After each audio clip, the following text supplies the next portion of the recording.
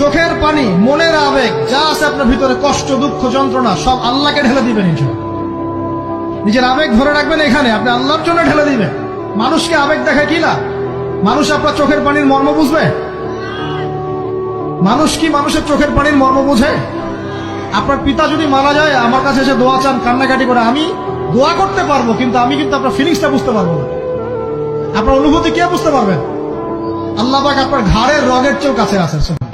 মানুষের দুর্ব্যবহারে কষ্ট পাবেন না। যখন কাছের মানুষরা আপনাকে কষ্ট দিবে, এবং কাছের মানুষ কষ্ট আপনাকে দিবেই, কাছের মানুষরা আপনাকে বেশি কষ্ট দিবে জীবনে, তখন আপনি কষ্ট পাবেন না যদি আল্লাহর জন্য ওদেরকে ভালোবাসেন। যে আমি তো আল্লাহর জন্য এই কাজগুলো করছি, তারা শুকরিয়া আদায় করলেই বাকি আর না করলেই বাকি, তখন আপনি কষ্ট পাবেন না। দুইজন ব্যক্তি যারা আল্লাহর জন্য পরস্পরকে মহব্বত করে, এই দুইজন মানুষকে আল্লাহ পাক আরশের ছায়া ছায়া দিবেন। পারা যাবে ইনশাআল্লাহ। হতাশ হব না আমরা ইনশাআল্লাহ।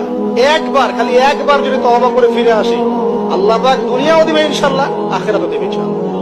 খালি একবার বলতে হবে আস্তাগফিরুল্লাহাল্লাযী লা ইলাহা ইল্লা হুয়াল হাইয়ুল কাইয়্যুম ওয়া আতুবু ইলাইহি। আল্লাহ, জীবনে যা পাপ করেছি মাফ করে দাও, আগামী জীবনে হায়াতের রিজিকে বরকত দাও, এবং পুরো জীবন যেন ইসলাম পালন করতে পারি, প্রচার করতে পারি, প্রসার করতে পারি, মানুষের মাঝখানে দিনের ভালো কথা বলতে পারি, আল্লাহ পাক দিনের বিজয় যেন অংশ নিতে পারি, সে তৌফিক আল্লাহ পাক দান।